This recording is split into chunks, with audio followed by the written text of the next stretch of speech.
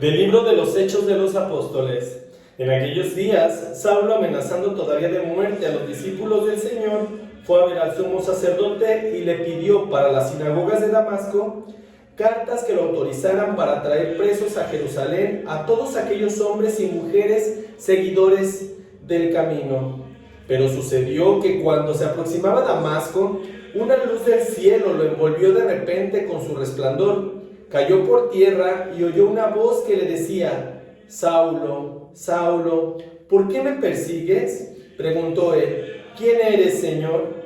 La respuesta fue: yo soy Jesús, a quien tú persigues. Levántate, entra en la ciudad y allí se te dirá lo que tienes que hacer. Los hombres que lo acompañaban en el viaje se habían detenido mudos de asombro, pues oyeron la voz, pero no vieron a nadie. Saulo se levantó del suelo y aunque tenían abiertos los ojos no podía ver. Lo llevaron de la mano hasta Damasco y allí estuvo 3 días ciego sin comer ni beber. Había en Damasco un discípulo que se llamaba Ananías, a quien se le apareció el Señor y le dijo: Ananías. Él respondió: aquí estoy, Señor. El Señor le dijo: ve a la calle principal y busca en casa de Judas a un hombre de Tarso llamado Saulo, que está orando. Saulo tuvo también la visión de un hombre llamado Ananías, que entraba y le ponía las manos para que recobrara la vista. Ananías contestó: Señor, he oído a muchos hablar de ese individuo y del daño que ha hecho a tus fieles en Jerusalén. Además, trae autorización de los sumos sacerdotes para poner presos a todos los que invocan tu nombre. Pero el Señor le dijo: no importa, tú ve allá, porque yo lo he escogido como instrumento para que me dé a conocer a las naciones, a los reyes y a los hijos de Israel. Yo le mostraré cuánto tendrá que padecer por mi causa. Ananías fue allá, entró en la casa, le impuso las manos a Saulo y le dijo: Saulo, hermano, el Señor Jesús que se te apareció en el camino me envía para que recobres la vista y quedes lleno del Espíritu Santo. Al instante, algo como escamas se le desprendió de los ojos y recobró la vista. Se levantó y lo bautizaron. Luego comió y recuperó las fuerzas. Se quedó unos días con los discípulos en Damasco y se puso a predicar en las sinagogas, afirmando que Jesús era el Hijo de Dios. Palabra de Dios, te alabamos, Señor. Mis queridos hermanos, tengan un excelente día lleno de la bendición de Dios, lleno de la fortaleza del Espíritu Santo, pero principalmente lleno de la gracia del Padre Celestial, que como siempre nos regala una palabra maravillosa para podernos ayudar en ese caminar con Cristo, en ese caminar del Maestro. Es maravilloso, mis queridos hermanos, la transformación que tuvo Saulo después de la aparición que se le dio, en este caso, mientras caminaba rumbo hacia Damasco. Mis queridos hermanos, ¿cuántos de nosotros no nos encontramos así? En esas mismas tinieblas en las que se encontraba en ese momento Saulo. Él era perseguidor de la iglesia. En ese momento él consiguió unas cartas con los sumos sacerdotes que le autorizaran para, en este caso, llevar a aquellas personas que se encontraban dentro de caminar con Cristo para poderlos ajusticiar. Y es muy sorprendente cómo él, después de que tiene ese encuentro con Dios, después de que ese rayo de luz le dé ese flachazo, que queda ciego. ¿Por qué? Porque él estaba acostumbrado a vivir en tinieblas. Recordemos cómo era su vida, la vida disoluta que él en ese momento estaba llevando, una vida llena de excesos, una vida llena de violencia, una vida que no le permitía ver con claridad. Entonces, obviamente, si una persona está acostumbrada a vivir en tinieblas y de repente tiene ese rayo de luz tan intenso que imagino que se le ha de haber manifestado en ese momento, pues lógicamente lo dejó ciego porque él estaba acostumbrado a vivir de una manera. Y así nosotros, mis queridos hermanos, estamos acostumbrados a vivir de una manera en el mundo llena de excesos, en la cual al último que le damos el lugar es a Dios, es a Cristo en nuestras vidas. Y cuando nosotros tenemos ese encuentro, pues obviamente es sorprendente el cambio que podemos tener a partir de ese instante. Y es lógico que si estás acostumbrado a vivir en tinieblas, si llega un rayo de luz tan fuerte como es la luz de Cristo, pues obviamente te va a dejar ciego por algunos minutos, por algunas horas, por algunos días. porque a veces, mis queridos hermanos, recuerda que para poder sanar cualquier enfermedad es necesario que vivamos un proceso de recuperación tal y como estábamos padeciendo esa misma enfermedad por el mismo tiempo, porque el cuerpo se tiene que limpiar, el cuerpo se tiene que purificar.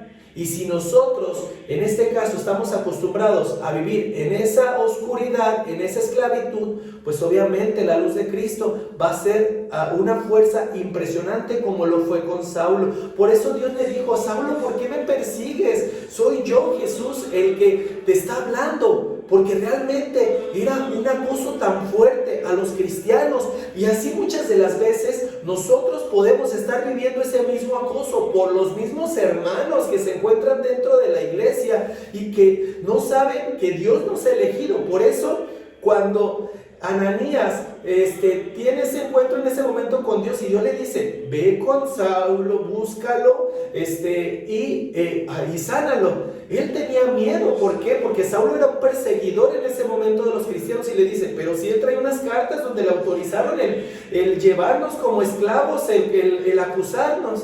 Pero Dios ya tenía un plan perfecto con Saulo.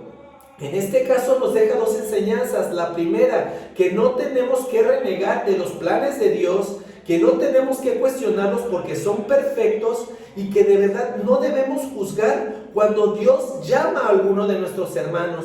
No porque nosotros seamos los más santos o que prediquemos muy bonito, o bien porque formemos parte de algún grupo de la iglesia por muchos años, le neguemos la oportunidad a alguna persona que haya sido llamada por Dios, porque realmente Dios ya tiene un proyecto y un plan con él. En este caso, Ananías dudó en ese momento de hacer las cosas, aunque el mismo Dios se lo estaba pidiendo. Entonces no tenemos por qué cuestionar el plan y el proyecto de Dios.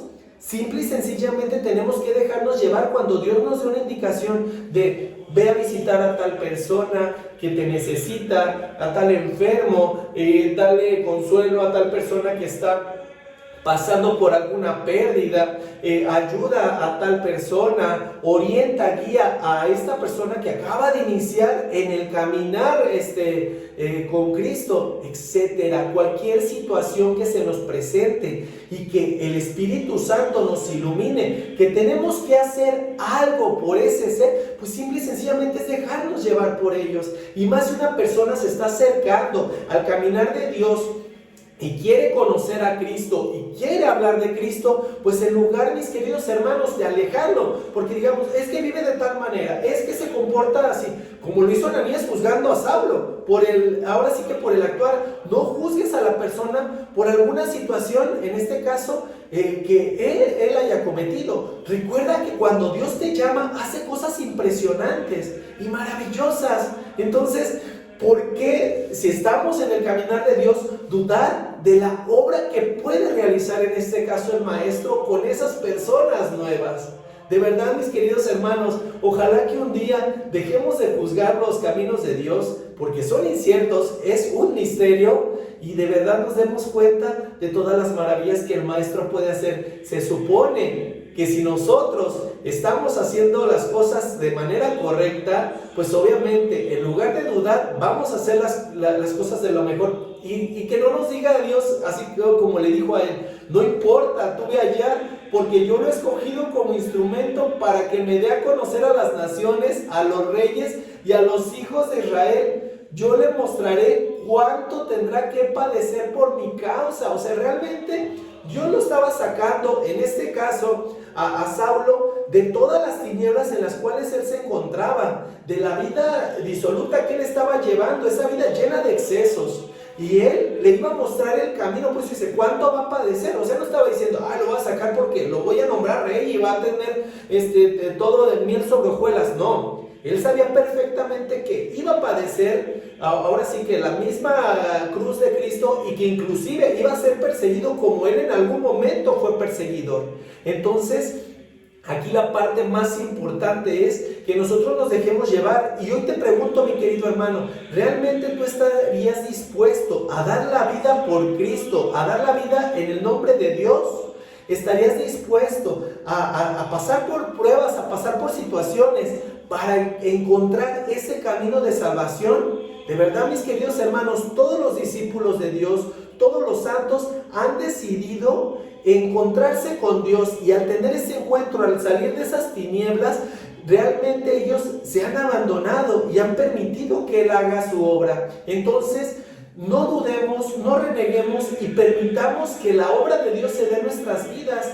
Y si un hermano quiere conocer la palabra de Dios, en lugar de ponerle el pie, en lugar de detenerlo, pues hay que impulsarlo, hay que apoyarlo, porque no sabemos el plan y el proyecto que Dios tiene con esa persona, inclusive el plan y el proyecto que tiene con nosotros. Si a nosotros nos sacó de ese caminar, imagínate, mi querido hermano, ¿qué no va a hacer con todas aquellas personas? De verdad, no dudemos de eso, porque el plan de Dios es perfecto. Y si a Saulo lo transformó, hizo cosas maravillosas con él, y de verdad se notaba en cada una de sus cartas el amor con el cual predicaba a Dios después de ser un perseguidor. Imagínate toda la obra que puede hacer con nosotros. Es algo impresionante, es algo increíble, pero permitámosle que Él actúe, porque no podemos limitar a Dios, porque Dios te va a pedir permiso para hacer las cosas, porque es un caballero. Él no te va a forzar a hacer algo que no quieras, pero yo te puedo garantizar que si tú te abandonas a ese caminar con Dios, te sorprenderás de las cosas maravillosas y de todas las gracias y bendiciones que llegarán a tu vida, simple y sencillamente porque le digas un sí con toda la convicción, con todo el amor, y que le permitas a Él actuar. Es algo tan maravilloso y es algo tan grande lo que va a hacer, que te va a impresionar, mi querido hermano.